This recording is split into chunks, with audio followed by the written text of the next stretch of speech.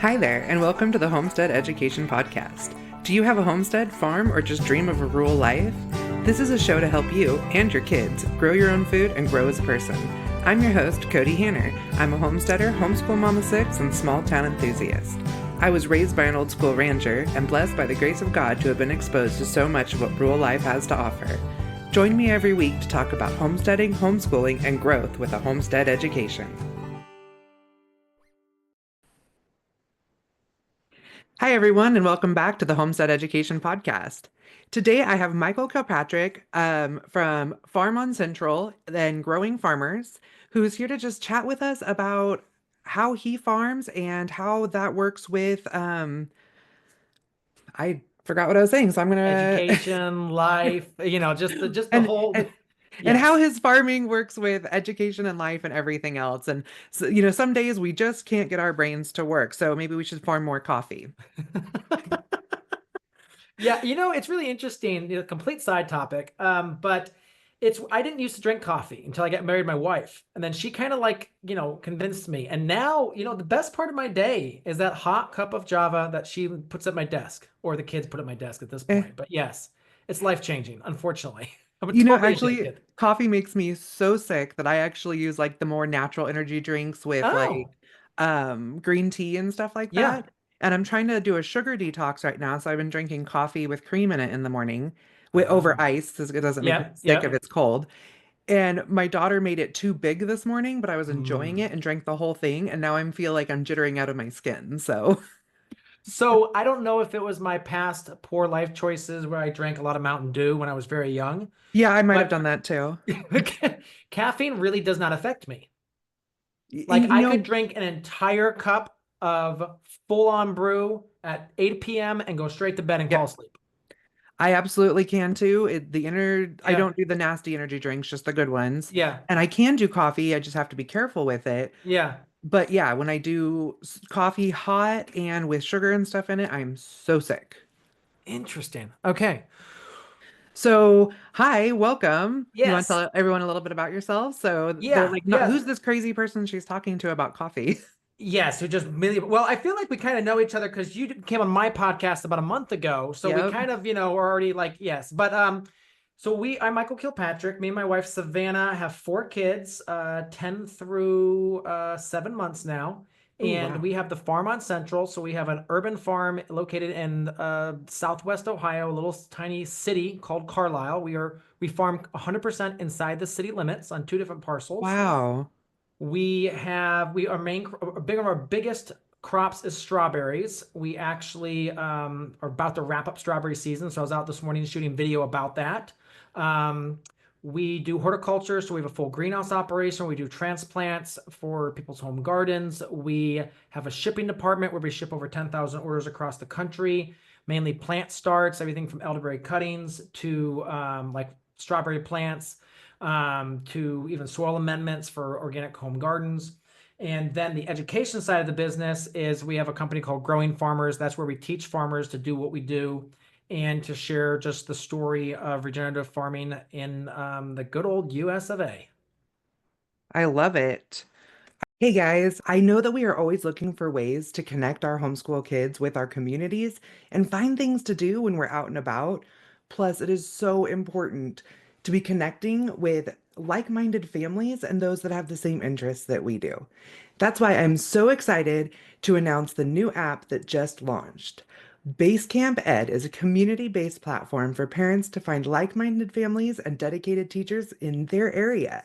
Whether you homeschool your children, are curious about it, or simply want to build a community of extracurricular activities, Basecamp Ed has you covered. Connect with local parents to create co-ops, form groups for your children's interests, and use the calendar to schedule events with ease. Teachers and coaches can also create profiles to list their credentials for parents to find a way to supplement subjects and activities. Homeschooling was never meant to be done alone. It takes a village. Build it with Basecamp Ed. Take advantage of this free resource and download it today. You can also follow them on Instagram and Facebook at Basecamp Ed app for the latest updates. And you can get the link to that in the show notes for this episode. I mean, I'm really shocked to find out that you farm completely inside the city limits because that's so hard these days to even be able to make that work. Yes. Yes, yes. And would I do it over again? Probably not. The amount of money we spend in government compliance inside the city limits is mind-blowing. So, you know, a lot of I'm not anti-government. I'm pro a responsible small government. And actually, I'm also on our city council because I got so fed up when we moved into town with how they were treating us. And it's really interesting. In an executive session about a month ago, I saw how some city staff were thinking, and it blows my mind just how anti-small business that the Yeah. government is. Hmm. Absolutely blew my mind that the level of just complete anti-small business they end up being. It's small business, and I find it's small farmers too. In some of these Mhm. conversations I've had, they're like, oh, the small farmers are the problem because they're using more carbon and things like that. And I'm like, the actual act of farming, they might end up using more because they don't have the equipment and things like that. But the distribution is a completely different conversation because it's not being shipped all the way Mhm. across the world to be processed and shipped back. It's literally going to like your neighbors. Correct. Yeah, they don't understand that aspect of the carbon chain. And then they also don't understand the aspect of if a million chicken operation gets the bird flu, the government will kill a million chickens. Hmm. But if you distribute that risk between 20 smaller farms, if one place gets, now you still have 19 farms producing chickens, eggs. And, you know, that's something that we've seen here locally because Northern Ohio is one of the top 5 egg producing states in the US. And Really? we're, you know, on the front lines of talking to the farmers who are being, you know, completely 100% eradicated. And the stories they're telling us is, you know, the government came in and spent 4 hours trying to make sure they got a positive diagnosis so that they literally had to test hundreds of chickens until they got a positive diagnosis. And they kind of said, okay, yep, now we can do it. And they slaughter them all. And if you don't follow their guidance and slaughter them all, you don't get the payout. So you're kind of locked in. You've got to do what they Yeah. tell you. And this whole payout thing on most things with agriculture drives me crazy. Mm-hmm. I Yeah, understand why some of it was put into place, but I don't understand necessarily why it's still happening. correct. Yes, I completely agree with you on that, especially when we're subsidizing ethanol, which we know is a net energy drain, because Hmm. it takes more calories to grow and produce ethanol than it would be to just use oil. We're just basically routing it through you know, a soil, well, routing it through a farm. Now, there's so many problems with this. That the And problem I'll is, admit, like, I didn't even like I grew up in agriculture, worked in yeah, majored in ag and everything, but I've been reading a lot of books lately on like the history of ag. yeah. Yeah, I'm writing my next curriculum on ag history. And so I'm starting to really try to understand these commodities that I knew existed, but I never Uh-huh. truly understood. And the more I understand, the more not Uh-huh. confused I am, but confused as to why. And it's just, Well, yeah.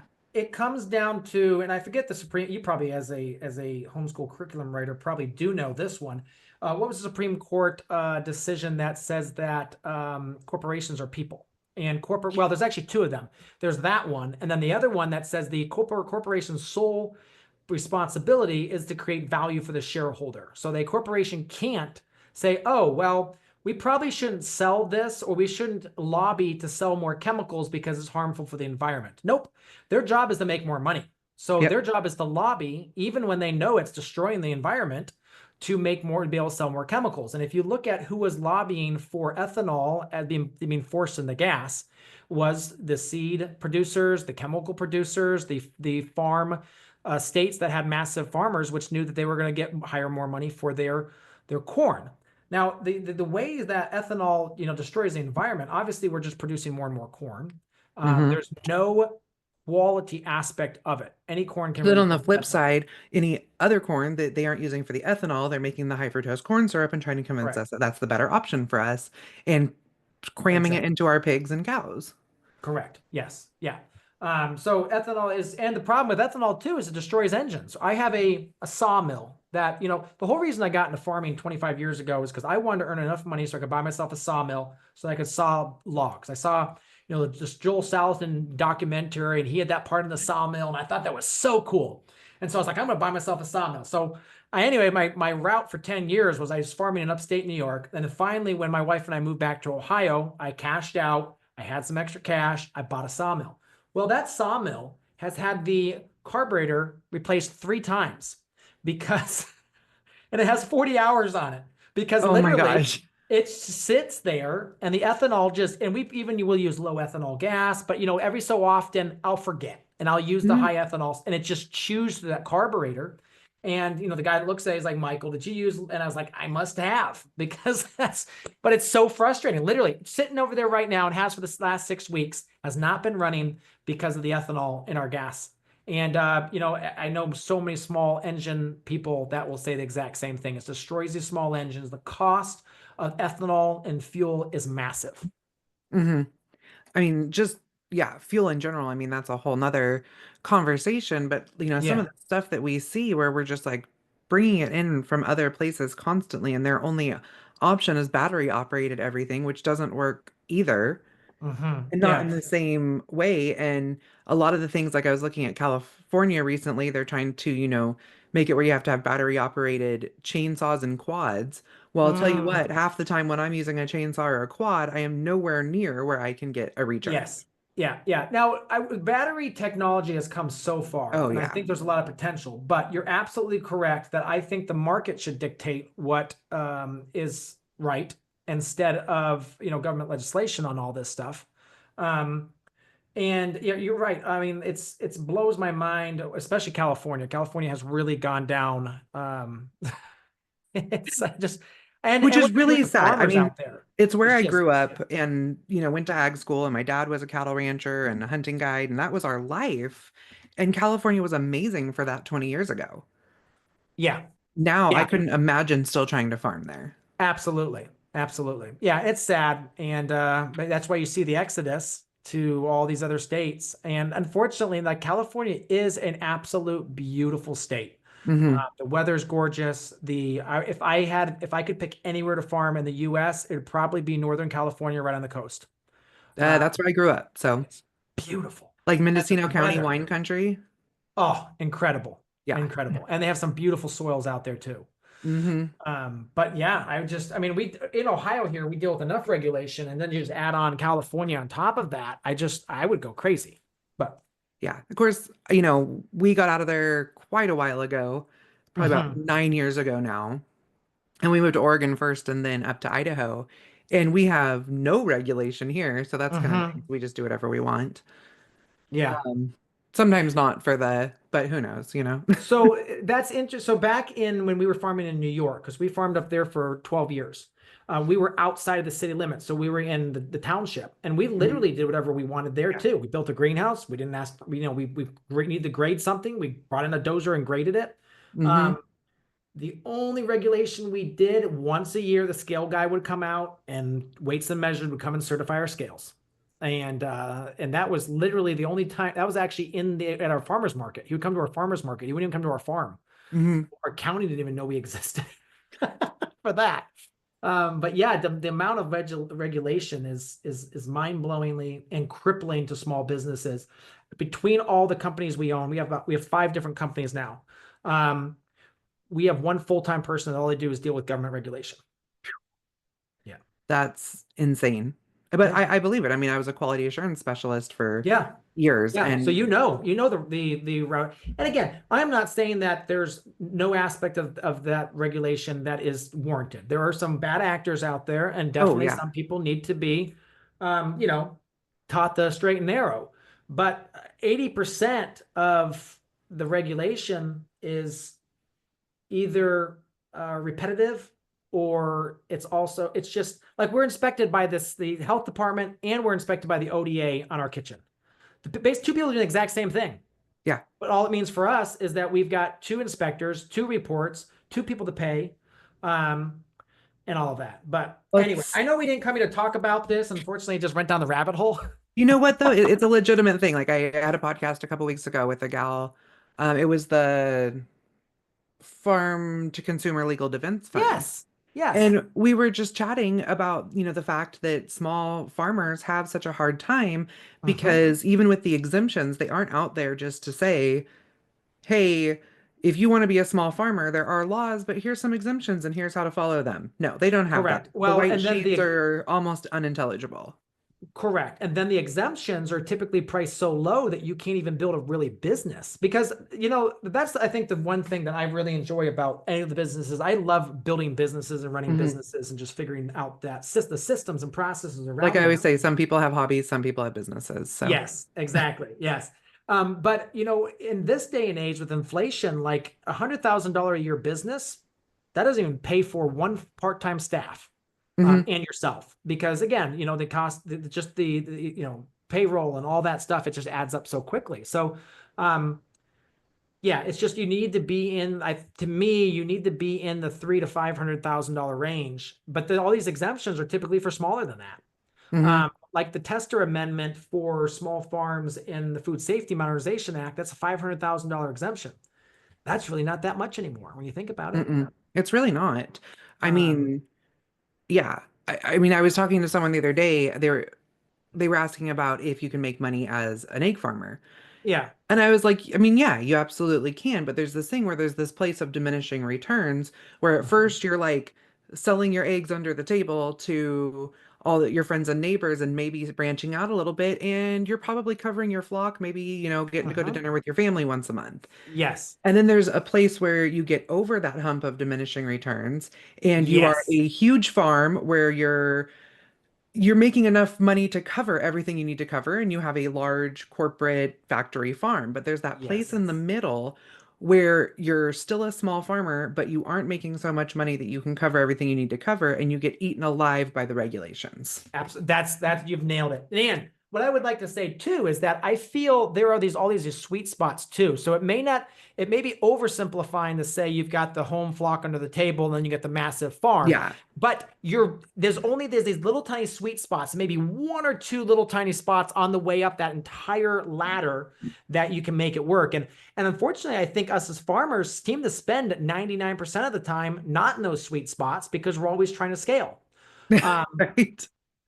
we're trying to say, oh, well, okay, so maybe we make this investment, it'll make it a little bit easier. And unfortunately, you end up, and again, there is in our farming, when we teach farming, we teach people there's 5 different stages of farming. And there is the stage you get into what we call the thriving farmer. That's the end stage, which is where you Mhm. actually make it.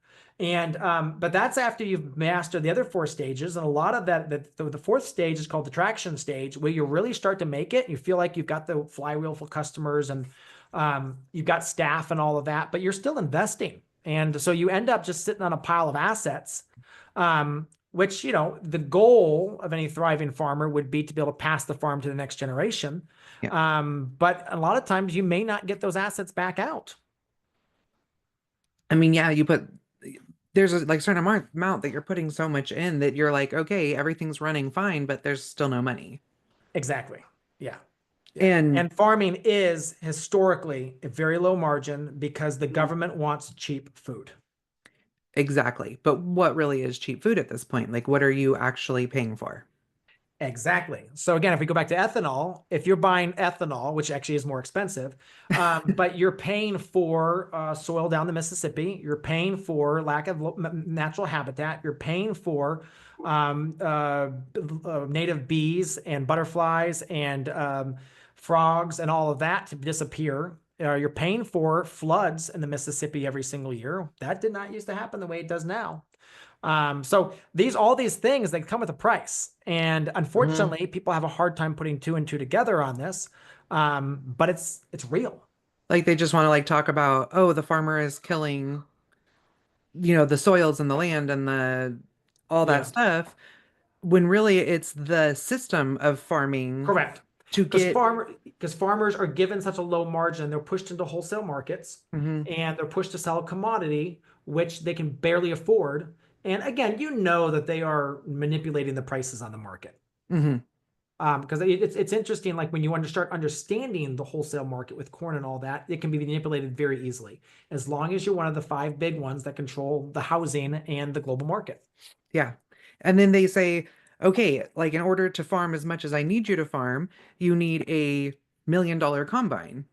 Oh yeah, But and yeah, you're just gonna have to make payments on that.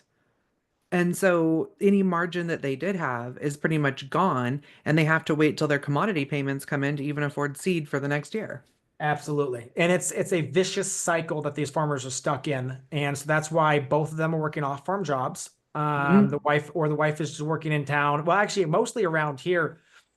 There's maybe that I know of a half dozen farmers that actually are full time on the farm, and those are the guys that are doing several thousand acres. If you're Yeah. farming 300 acres here, you're not making that. You're doing that on the nights and weekends, and you're both working a full time job. The wife is working for the school or someplace like that, so she Yeah. gets the insurance. The husband probably doesn't have insurance. He's a machinist. I'm thinking of that exact farm family right now as we Yeah. speak. I think, Yeah. it's one of those things where I can like almost replicate that in my head Mhm. of so many farm families that I know. And I was actually talking to someone this morning about, the health of farmers and Yeah. how, like the suicide rates are extremely high in farmers and their wives are working off farm for insurance. And, that's why they make the joke that like if a farmer gets hurt, he's never going to the doctor because he can't afford it. And if he's not Yes. there, no one else is doing the work. Correct. Yeah. Yeah. Yeah. So that's the problem.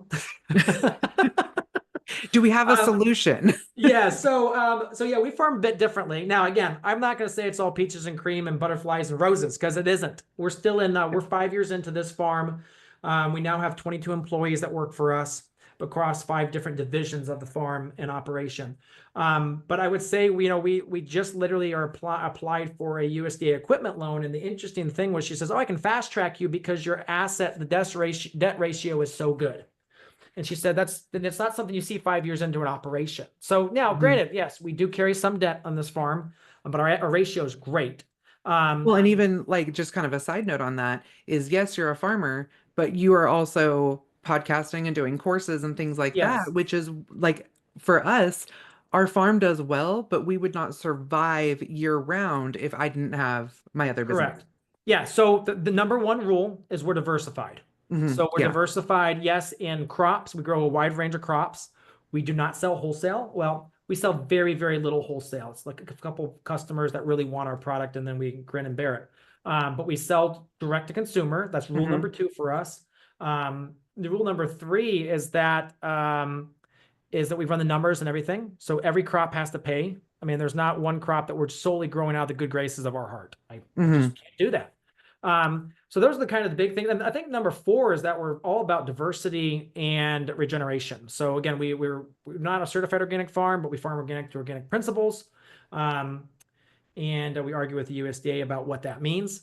Um, but no CAFOs, no hydroponics over here. We're all soil based. And we do a lot. I think rule number 5 is that we use a lot of protected culture. So we have multiple greenhouses and hoop houses, and that allows us to farm year round. So people can buy lettuce out of our store typically 52 weeks out of the year, and 9 That's months out of the nice. year that's grown outside or in a simple hoop house. About 2 to 3 months out of the year, we do add a little bit of heat into that so that we can, get that customer year round. But it's very important for us that we keep the customer year round. And so that's why our store is open 52 weeks out of the year.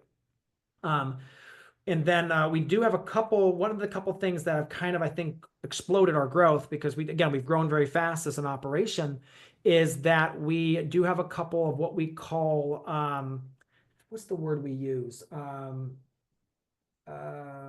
Anyway, they're kind of like, if you were to use the marketing term, it would be a top of funnel or a marketing funnel for that. So, like for us, strawberries is one of those things that people love strawberries. They love organic Hmm. strawberries because strawberries are a dirty dozen and they don't want to, eat those that are covered with sprays. And, Yeah. absolutely. I went to a strawberry conference last year and I literally left saying I will never eat a non-organic strawberry ever again because the amount of sprays they use and just the toxicity of Yeah. those. Um, but that to me is one of the ways that we've grown our brand is people, over 3,000 people a year come into our farm every spring to pick berries. And then that allows us to keep growing. So every strawberry season is kind of a big jump in our overall average week sales, and just the amount of product we're moving.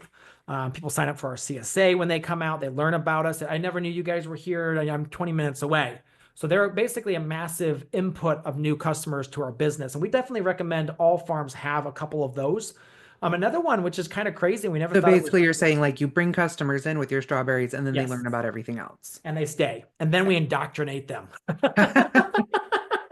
Love it. But we actually do have a what we call it, and the marketing team kind of doesn't like this, but I really do. I like to call it what it is. It's an indoctrination campaign that talk to people about the toxins in their food. We talk to them about food dyes. We talk to them Mhm. about A2A2 milk. These are all I the was things. actually thinking of that because Yes. we have customers that have bought pork from us for years. And when the cows came back in to milk this year, I said, "Hey, do you guys want to try milk?" And he goes, "Oh no, I'm allergic." And I Mm-hmm. said, "Then let's have a talk." And now he like goes around and tells everybody about how amazing Mm-hmm. raw milk is because it changed his life because he hasn't been able to drink milk in 35 years. Yes, yes, yes. So basically, we had a creamery out that they sell it. We sell our cheese, their cheese in the store, and she quantified it as this milk is easy on the tummy. And I was like, that's a beautiful way of simplifying it. Yep. It's yes, yes. Um, but yeah, so we have the strawberries is the big wing for us. Obviously, our year-round salad, people love that too. And but the other one that's kind of been a little unique for us is peaches. So Hmm. again, we don't grow peaches, but what we've done is we have the rule that we want people to know who their farmer is. So we source single source out of Georgia, Lane Orchards, and we bring in last year we brought in 22 pallets of peaches for our community. Oh my gosh. That's And almost through enough for me to like put on my yogurt for the year. yes, almost. That's And like in my the favorite, like I cannot yeah. wait for when peaches are the best because that is Oh, my, yes, yeah. absolutely. And out here, we have something called the Peach Truck. And again, I have nothing against a couple that have spent 10 years building a $45 million a year company, but the peaches are ridiculously overpriced. They charge at least double. So our Oh, boxes are like $32 a box. Their boxes, I think, start at $55 a box, but you can pay as high as $100 a box when you figure out how much any peaches are actually there you're getting. that are still good. Uh, they're semi good. I've brought Because some home where I'm like, what did I pay for? yeah. So the problem with us is problem with them is because they're so large, they have to source from like a half dozen orchards. Now, you all know that some peaches are good and some peaches aren't. Yeah. And because they're trying to buy so many peaches, they just can't get all good peaches. So the quality of their peaches aren't great. So people have, obviously figured that out. And so now we sell, again, another one of our marketing funnels is pulling new customers in with peaches. And when they come into the store, they then can see all the other things we have. But again, back to building businesses, marketing. And I really would love, I think if I were to write a curriculum, because I know you're in the curriculum business, Yeah. curriculum I would love to write would be how to teach your kids business and just how to teach them how to never want in their life. Because if you know the principles of business, any kid will never want for anything. I, Because anyone can go out, make and start their own business and do quite well for themselves.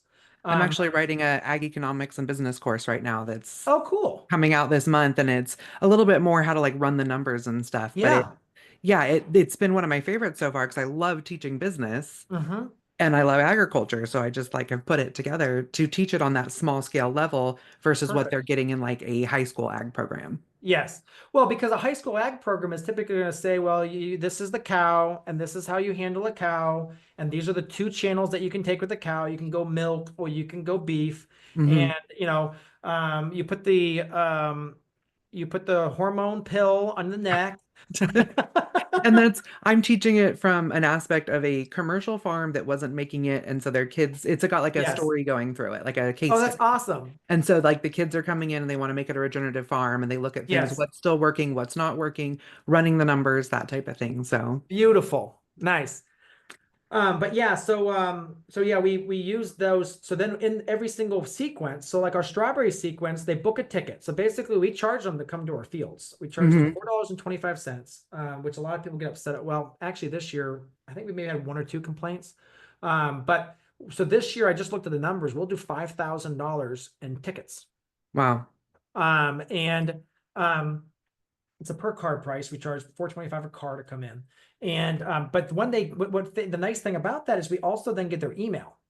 So now I have their email, and now I can remarket to that email. So we have the strawberry sequence is 3 or 4 emails deep, and one is all about why we're regenerative and how that affects their community, and then we talk about one is all about the awesome store we have and all the things they can buy.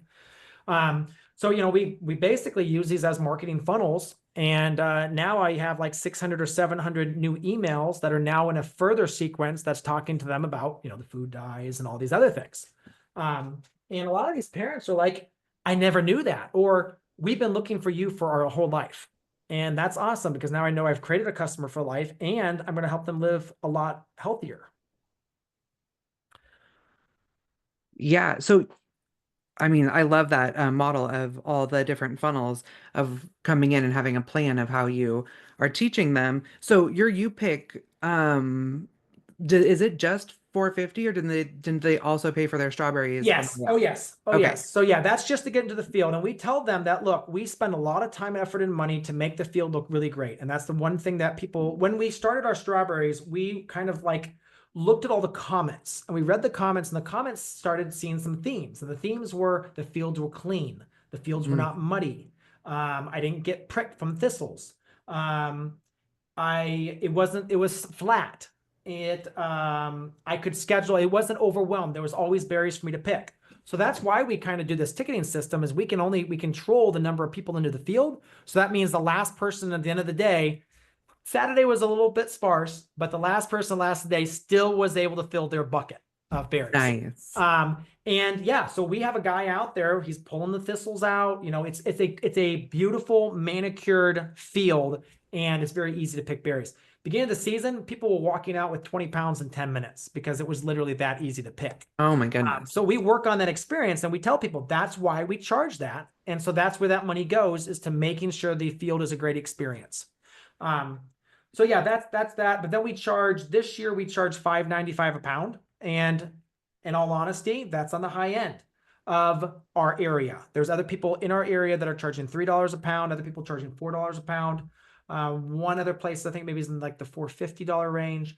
But we set the price in our area, but we are the only farm that is any resemblance of organic. Now, again, I can't say we're organic because we don't follow, we don't get certified, but Hmm. everything we use in our field would be able to be used on an OMRI certified farm. Oh, okay. So yeah, I mean, we are organic without the label. And we feel quite strongly about that because we just feel the organic system, the organic program has been completely gutted of what the original intent was. Right. And Um, it's just a marketing label at this point. yeah, at this point, it's a marketing label. And they are basically, again, it's one of those things that they're a gatekeeper to make sure that small farms really can't make it. Yep. And Um, that's what we do here is we call ourselves low input farmers okay. because then like I use non-GMO feed, Hmm. but I will, give antibiotics to a pig that needs it, Yeah. but I'm not, stripping our land. The animals are rotationally grazed, it's like, Hmm. so I call it low input and it's worked really well for us in that Yeah. understanding that we're just not pumping them full of a bunch of stuff. Yeah, yeah, yeah, and you know it's interesting because I think if you go back to the antibiotic thing, and that's one of the biggest things that so many organic farmers are frustrated about, and I absolutely understand where they're coming from because obviously, if a cow has an antibiotic, there's a specific amount of withdrawal they have to pull the cow Hmm. from the herd anyway. Already, it's already been there because they've already established that. But in organic system, the cow is completely out of the organic program for the rest of their life Hmm. even after we've proven what the time frame it takes for that product to run through their system. But no, it's the rest of their life. So that's the frustrating part Yeah. And of that's, that system. Yeah. I'm not going to go out there and take a hurting animal and just rub garlic in it and hope for the best. Yes, sometimes you gotta do a little more than that. Keep it alive. Yeah. Yeah, yeah. And so I have no problem with giving them antibiotics. Now, I mean, I don't know if we talked about it on my podcast or your podcast or not, but if I have an animal that we sell whole and half hogs and we sell Hmm. retail. So if somebody gets an antibiotic shot, they come out of my retail, they just get marked. So I know that Yes. that's one. And then I'll sell those whole or half because then I'm having a conversation with the customer. Where with my Correct. retail cuts, I'm not having a Yeah. conversation Yeah. with everybody that comes up. Like, this might be a package of sausage that got antibiotics. Like, we're just not Yes. doing that. So, Yeah, yeah. You can say, hey guys, this one that you're getting or you would get was treated one time or two times with X, just so you mhm. know. Yeah, you can have, yes, transparency. And I think that's really what, again, I don't care if you go to McDonald's every single day, but all I care about is McDonald's is transparent on exactly what you're eating or not eating when you go there. And I think that's pretty much Well, what, you're eating now, something, it's just not food. yes, exactly. And again, I don't like the fact that I'm going to have to pay for your health care when you're now you have health issues. Yeah. But I would just take for transparent. I would just That's all I really, would take if I had to. Or And I mean, I've seen where the argument of not taking soda and sugary drinks off of the farm bill for SNAP benefits is that some people live in food deserts and that's all they can get to drink. well, no, that's not true. Typically, Yep. there's Nope. water. Yeah. No, and again, there's that you bring a really good point, and we can go down that rabbit hole a little bit because there are food deserts, but the reason there are food deserts is the food policy in you've made it so hard for an independent grocery to exist Hmm. because of the regulations.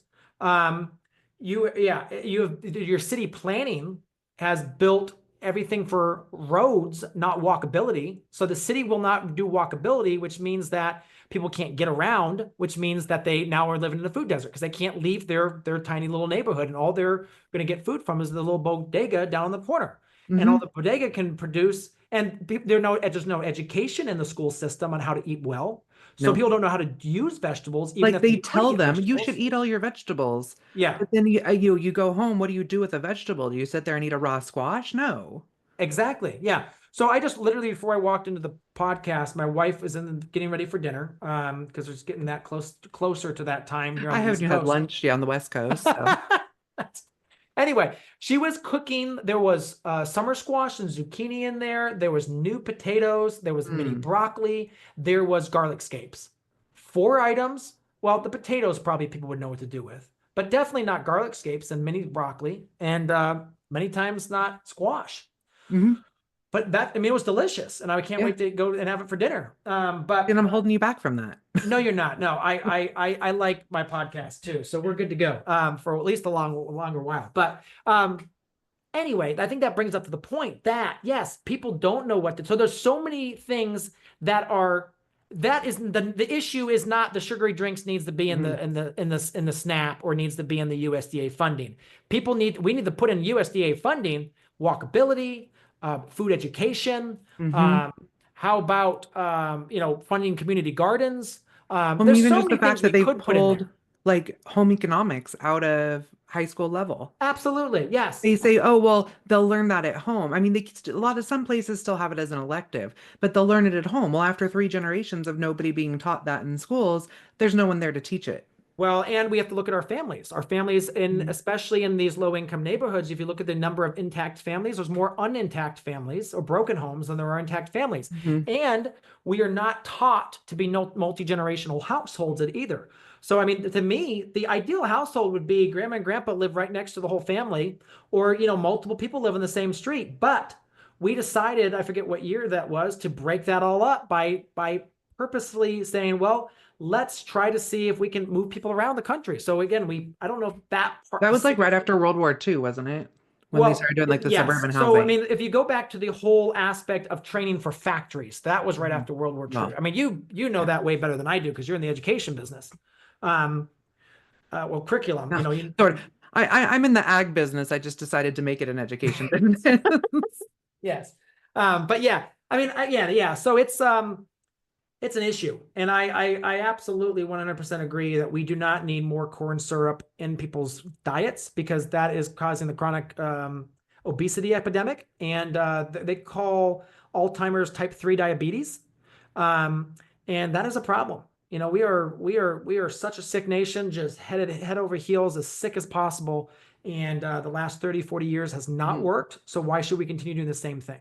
We shouldn't. And, Yeah, I get that it can't be changed overnight, but there's places where we can lighten those margins where there's room for, correct. like, if more Yeah, people are growing food and buying from smaller farmers, because by the way, if you want good food, you actually have to buy it from those farmers where they can stay in business. And correct. for those that are considering selling food, you can't have a local food system without the food. So you need to get out there and do it. Yeah, And absolutely. that's going to create like a buffer there. And then on the other end, if we could find something to do with the massive amounts of waste that's happening, that Correct. creates like a buffer on the other end where commercial ag would then have a place to go, okay, let's start, using the fallowing system. And I always say farrow like Yes. pigs, but the fallowing system and things like that, or, back off a little bit. You don't have to do as intensive farming, or you can fertilize with manure and take the 2 years that it takes to really break down. affect your soil. And but right now it's like it's just push, push, push. And then they say things like we have to support the corn business with commodities, and the people who are not involved with agriculture go, oh well, corn, that's a vegetable, and that's how we get our corn to barbecue with, and even our corn for Mm, some of our cereals, and yeah. which I have a whole nother thing about cereals, but people hear that, they don't know that these commodities for corn, most of it is never going into human consumption. And Oh, if it absolutely. does, it's through the route of cattle. Yeah. Yeah, absolutely. Now, I mean, again, there's so many topics here we could unpack. But I think that was the whole And breakfast I cereal think with thing. this, it's just the fact that somebody hears someone else talk about it and go, wait a second, why don't I know this? Correct. Yeah. Yeah. Go do the research. Yeah. I mean, we could Mhm. go down all these rabbit holes, but do the research yourself. Again, it's very available on the internet now about breakfast cereals did not used to be a thing. Mm-mm. You used to actually have a real rounded breakfast of eggs, bacon, and you do not need to be eating the sugary breakfast cereals And with they actually chalk sit water. with you. Yes. Yes. Exactly. Yeah. Like I But can what I, feed my large family a couple of meals with just like a dozen eggs, a pack of sausage, a loaf Mhm. of bread that we bake at home, and a half a gallon of raw milk. Yes. Well, my wife has started making homemade sourdough English Oh, muffins. yes, those are so Oh good. my gosh. That is life-changing right there. And it's like this morning, it was a link of sausage sliced in half, an egg, an English muffin. And I pretty much, that took me. I was good to Yeah. go. And then, of course, the coffee. Yeah. Um, we actually right now are drinking what's called it's crushed coffee. They don't grind it; it's crushed. They have a Huh. special. It's a different type of mill, and we get wheat from them too. It's called crushed wheat. They can't call it flour; they call it crushed wheat. Anyway, it's been very. I'll have to send you some. It's really good stuff. Um, Yeah. but I kind of let's kind of go the next step here because what I want to kind of pull this conversation around to is kids on the farm in the business and how important that is. And I Yes. think there's two main things I want to bring up here. The one is a kind of a little bit of a word of warning because I think I've seen too often where the kids are pushed into the farm or pushed into the business too much. And that can Hmm. be equally as bad as ignoring the kids and never bringing them into the business. And there's kind of a dance there in the middle. I think there's also not a conversation behind a lot of it. Oh, absolutely. And Well, I've seen that with us having six kids, we have some that yes, didn't learn the behind conversation and hate the farm. And then there's the yes, ones who really truly understand what we're doing and love the farm. So, yes. Well, and then there's a conversation in the business like, Daddy, we're rich because they see a pile of money on the counter. yeah, our And I kids was were like, so excited. honey, The first time we bought a truckload of hay, we had like 5 grand in our hands, and they were so excited to see 5 grand. And I'm like, and it's gone. yes, exactly. Yes. Yeah, yeah. I mean, like, yeah, so like some weeks right now, this it's strawberry season. So, they're literally it's a stack of bills like that that goes for the weekly deposit to the bank. Um, and they're like, oh my gosh. I was like, guys, do you realize that strawberry season, it's a 5 week season that supports 6 months of payroll?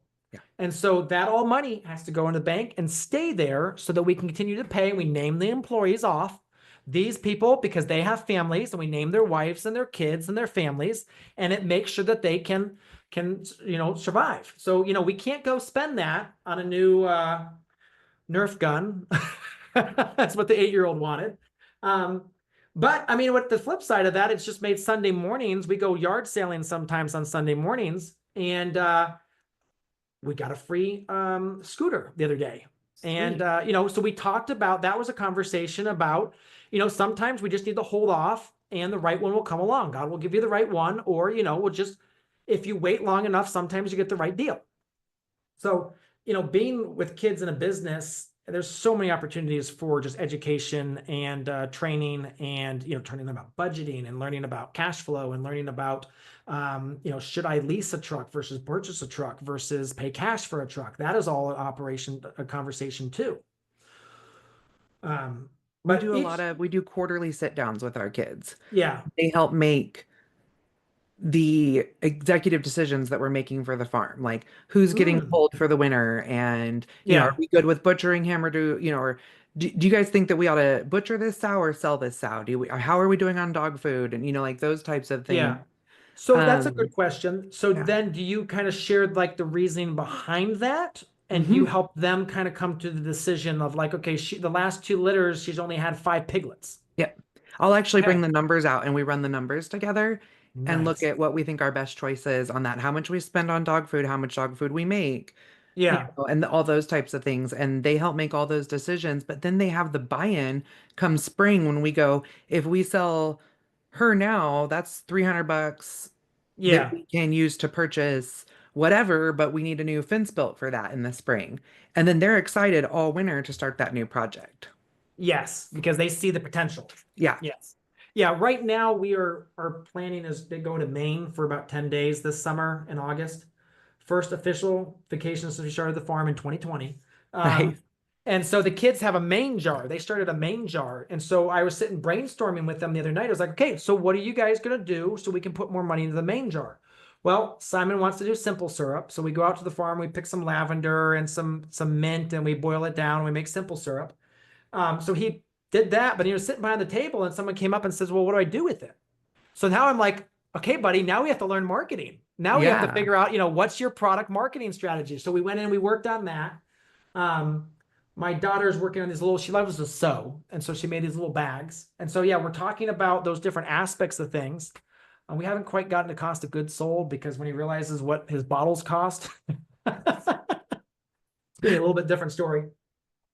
Yeah, Uh, that'll definitely do it. I like when money gets tight or something. Like, well, I mean, we have like money's a little tight and the kids start doing, well, let's all get in the kitchen and make our breakfasts for the week or for the mm-hmm, month or whatever and freeze them so that we're not feeling like we need to pick up food on the way to co-op or something. mm-hmm. Okay, great guys. Thank you. That's an awesome one. Well, the other day, we needed a few bags, like chicken feed and something else, and it was going to be like 40 bucks. Plus, my husband needed gas to get to town, and I had just paid for all of our stuff to go for a trip, and deposits weren't coming in till the next day. And we're Correct. like, what do we do?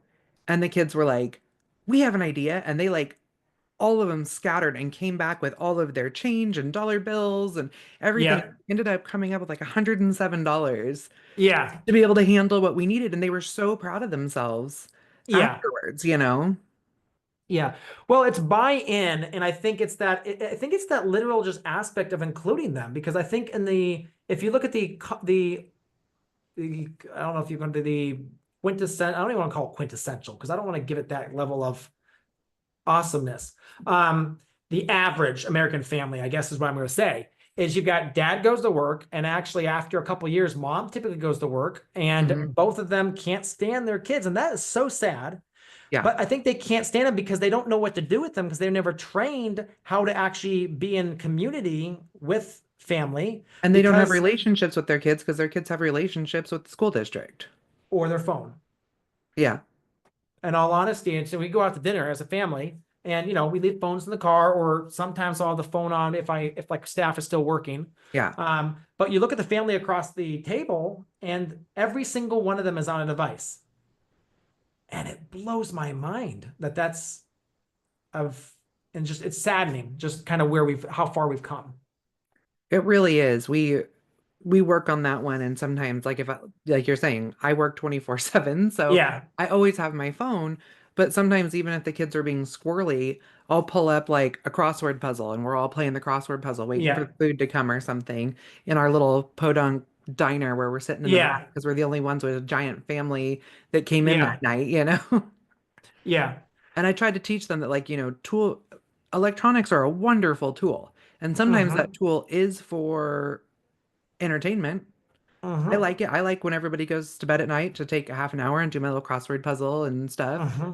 But it is not the only form of entertainment. It's just one of them. Correct. Yes. And I think too, and when you start understanding the dopamine hits and how that all works, and those, and again, there's books out on that. So if you're Hmm. interested in that, you can go research that. Um, you really then start to understand, like, so it's interesting. Like today, I forget what I was doing, and I got a little frustrated by something. And so instead of stopping and just saying, okay, well, we're going to plow through this and we're going to really figure this out. The thing was to pick up my phone, which was on my desk, and just ignore it. And because I was like frustrated and I felt like I needed it. It was basically that phone in that instant was my cigarette. Yeah. So identifying that I think is super key, and then figuring out, okay, what are ways to move past that. Um, but yeah, I think that's important, and just a super it's just it's a sign of the times we live in, and something that we just need to I don't know, do our best to kind of fight. I interviewed this was a while ago, the owner of Saddleback Leather. You ever heard of Saddleback Leather? Hmm.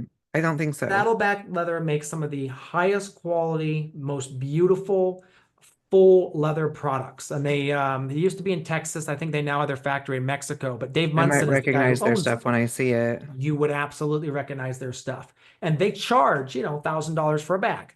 Because I think their guarantee is something like so tough your grandkids can't break it or something to that effect. And he talked about how he literally ruined a vacation because he had a smartphone. He was on a smartphone the whole time of the vacation. So he went to literally a dumb phone. Huh. And now, granted, he is at a place in his business where he has people working for him with a lot of Yeah. those, instant things that needs to keep the going. But he said that has changed his life, being able to go to that. So that is definitely something to think about as we, navigate this incredible world of online business and people. Well, and one I've seen a lot, what that reminded me of is the move to AI. Oh gosh. It is like it's driving me crazy because I was talking with somebody the other day about something with, small business and farm grants.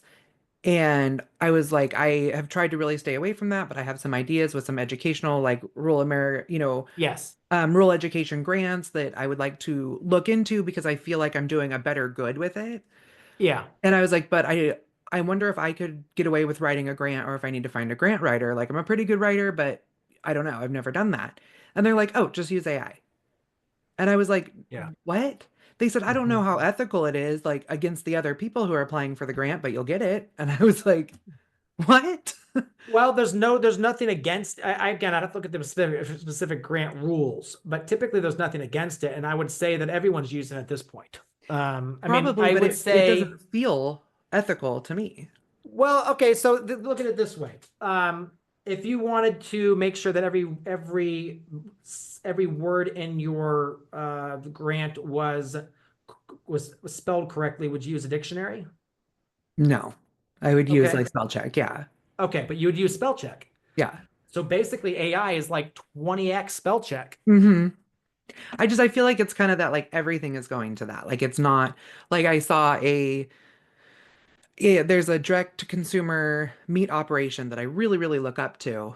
Yeah, And I'm like, they put out like, learn how I, grew my consumer, direct to consumer business exponentially this last year. And we're getting ready to expand with our pork. So I was like, yeah.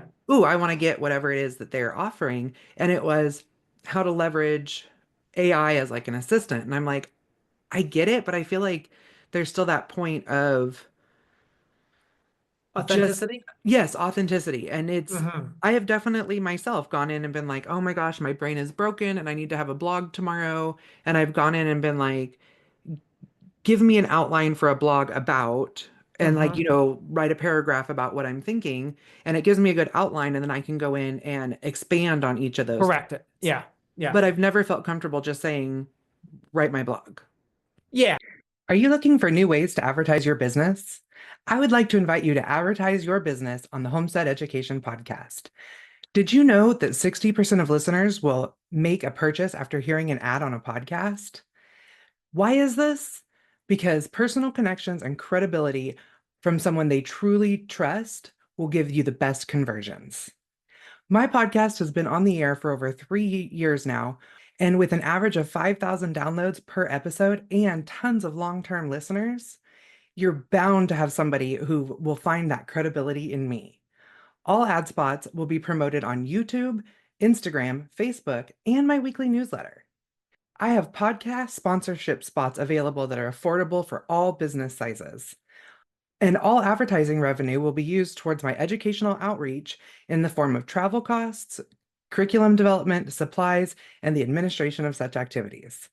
Go to my show notes now or visit thehomesteadeducation.com/podcast-sponsorship. I hope to hear from you soon. Yeah. So I mean, there's different levels that you're going to be comfortable with, and again, that's I think the biggest aspect how we use it is. So I will come up with an outline. Sometimes I'll do the outline, and then I'll say just make sure that this is written that people can understand well, and so they'll make some Hmm. changes for me. So that's one of the ways. Other I think, as you said right there, is just use it to build the outline, and then you can fill it in. Um, Yeah. and it really depends on what we're trying to write. Like if I'm just trying to get out information, like recently we started a new business. We bought a very large soil steamer, and Oh. we can get into that in a second. But part of the reason for buying it larger is because we realized that there's no one in the US doing this for farmers. And so basically we're building a company that will be able to offer this as a service to small farms. And there's so many advantages for small farms. It's particularly low no-till vegetable farms. Greenhouse operations will use it sometimes to larger flower operations, but there's some massive advantages for them. And um, I knew I needed a marketing plan, and I knew a lot of the things I wanted to do. So I literally did a brain dump into AI Hmm. and said, I want to do this, I want to do this, I want to do this, I want to do this. And it literally then took all that brain dump, organized it for me, and gave me like step by step of what I needed to focus on the next 3 months. That's awesome. That to me is awesome. But But it's still you taking the information and correct. executing it. Yes. Yeah. Yes. It's still me giving that the meat of it there. Now, another way we use it is if I need, so like our strawberries, there's in the 2024 massive disease hit the strawberry industry. Mm. I think we talked about it on my podcast maybe a little bit. So it's caused all sorts of problems, which basically means for us that we have to be very aggressive with our organic fungicide. Now, again, in the past, we really haven't done a lot of organic fungicides because we just don't need to, because, plants are pretty healthy. We keep healthy plants, healthy soil is healthy plants, healthy people. So that's kind of always been our mantra. But this year, because of this disease, we've had to go down a whole nother level. Mm. Well, the beautiful thing of AI is I can say, hey, this is my disease. Give me a full list of the organic options out there. Look at the research that's out there and tell me which ones are working the better. Tell me how I might be able to stagger these different ones.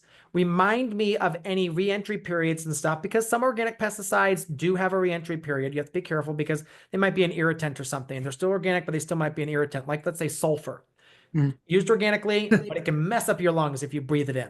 Um, Oh yeah. and Everything in my so, house was yellow when I was a kid. oh 'Cause I dear. lived next to vineyards. Yes. Oh We would yeah. dust Oh and everything yeah. was yellow. Oh yes. And that destroys your lungs. Anyway, but it kicked out for me a Might exact. explain that pneumonia I had last week. Yes, it absolutely would. But anyway, go back to this AI. It kicked out an exact thing of the different fungicides. It reminded me of the ones I already had. It told me, the rates to spray them for our specific situation, and it also, if I wanted to verify that they're organic, it pulled up the Omni label for me. So the Oh. level that it can just help farmers and just business people is great, but it will never replace the personal touch. It will never Mhm. replace the human empathy. It can't have AI can't have empathy to the level that humans can, just because it's a machine, not a human. And so it's one of those things where it's a tool, and just don't let it control you. Yeah. And it's also at this point now I can see AI everywhere. I'm like, oh yeah, that was written with AI. Right. And Yeah, a frustration that I've had with it is a couple of times I'm, sitting there racking my brain like I need to come up with a good yeah, social media ad or something. And I'm like, help me write a converting ad on, my curriculum. And I do it in the same chat that I've been, so it knows air quotes yeah. all about my curriculum. And it'll come back with what I feel is very generic information. Hmm. And I'm like, so how are people using this to leverage their marketing plans if I'm plugging in like the exact details of what I want and it's almost like ignoring. Yeah. Well, I think one of the AI is evolving. It's only a couple of years. Yes. So what you will get is I think what they call is AI overload, or AI actually tired. It just gets tired, Uh-huh. and that model, you kind of like need to refresh the new model. What actually AI are you actually playing with right now? I've used a little of Chat GPT, but I didn't want Yeah. to pay for it, and so I have Gemini through Google because it's part of my. Yeah, I will say that's the worst one. Okay. Yes. So pay for the top two in my opinion. Now I'm sure other people can come on and say wrong. The top two in my opinion, ChatGPT is very good. Okay. And Grok, which is the X version, is very good as well. Both of those to me, some of they have bigger, some of them have strengths, some of them have a little bit, but both of them are just top notch. You barely know at this point that they're AI. Wow. And I had Grok the other day coding me an entire website. Holy moly. Literally, I can pull up a web page and it coded the entire thing for me. It wrote the content and coded it. Huh. So I'll have to like play with it a little bit more because yeah. it's one of So those things where as a small business owner, I have all these ideas, but I don't have the mhm. manpower or the finances to pay for the higher level Yes. power to get to the point where I would ever be able to afford that manpower. Yes. Yeah. Yeah. But yeah, I mean Grok is one of those things that it had a bunch of yeah, I tried the free version for long enough that I knew that it just what it could do for me. Hmm. And so then we just invested in it. It's more expensive. Like ChatGPT, I think is like 20 bucks a month. Grok is like 30 bucks a month. But at this point, I just use the free version of ChatGPT because yeah, I don't want to pay for both of them. But it's what I will say is a lot of people are complaining it's going to take their job. I'm like, hey, you're gonna have to get over it. I'm sorry. It's going to come for your job. And if you're stuck that it's and you're upset about that, you're going to turn into a Kodak moment, which is a company out of business. Oh, okay. Gotcha. Um, yeah, I um, think for me, it's just I feel like I'm yeah. on inundated with it right now. Oh yeah. Like, like I said, the email from the direct to consumer pork person, like I want to know how you're selling. Oh, sorry, she sells beef. I want to know how you're selling beef and how you're marketing that to customers. And she's like, AI. Yeah. Okay. So then like I go, then I open another email. I use Asana for planning all my stuff Yeah. with all my the people in the house and business and stuff. And they're like all these new updates that we have. And I open like the document. It's like a 42-page document of all of the updates they have, and it was all AI.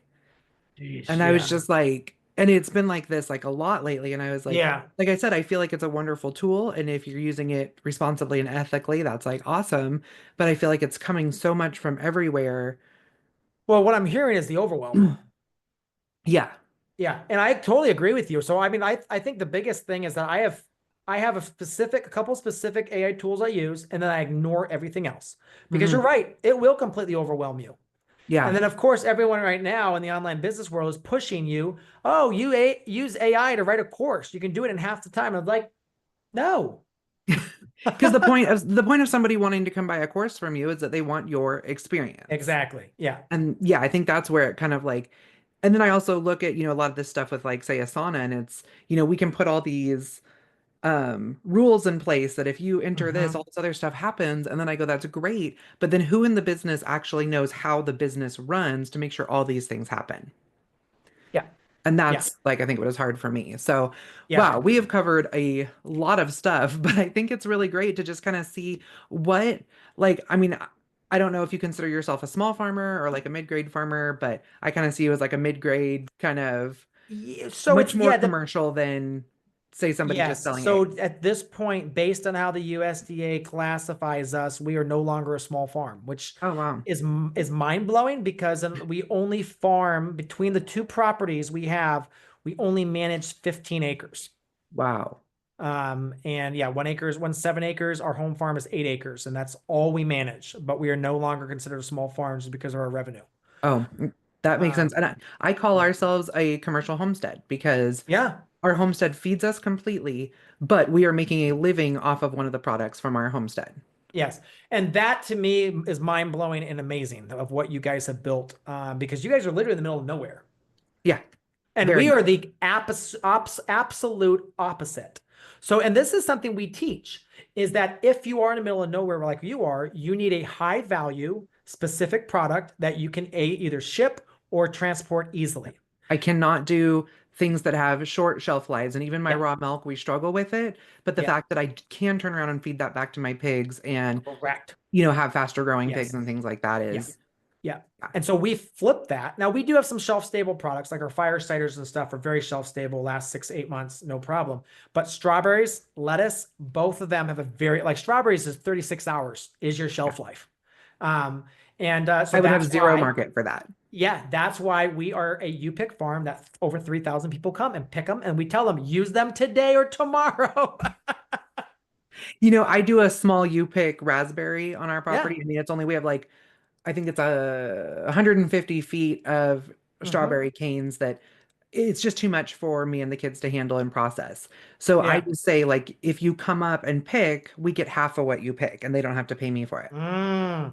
So we do that same thing with strawberries. It's that it's two for us, one for you. Yeah. Usually And it's our friends more, but I yes, still kind yeah. of, yeah. We had one family this year pick 180 pounds of strawberries in 2 hours. Wow. Yeah, yeah. There we put pictures on our, if you go to our Facebook page, Farm on Central, just type in Farm on Central in Facebook, you can scroll back and see literally, I mean, it's like a sea of strawberries. I love it. Yeah, you can't do that with raspberries, but Yeah. it, No, um no, they're too valuable, too small. yeah.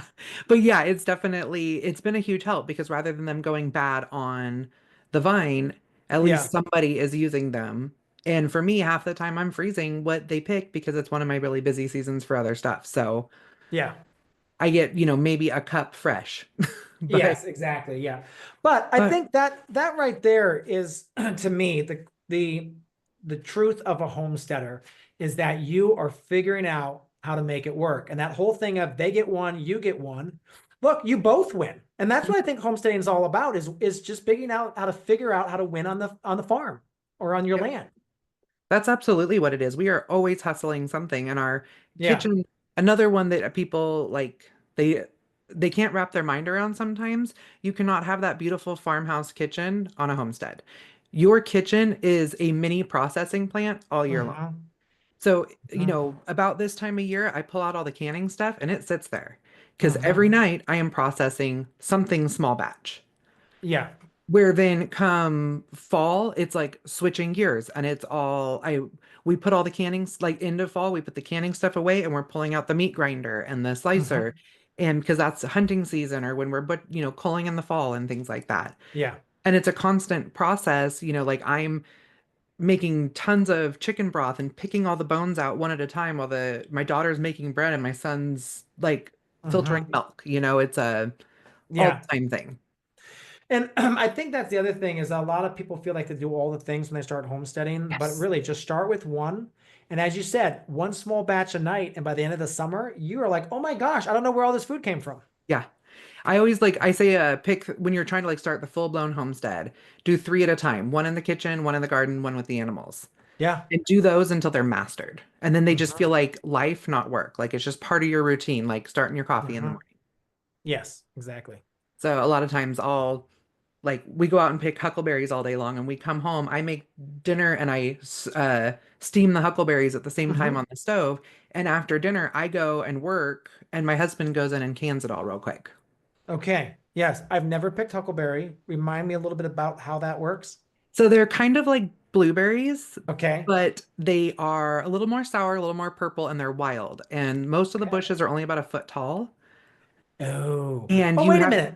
Isn't there a book, Huckleberries with Sal?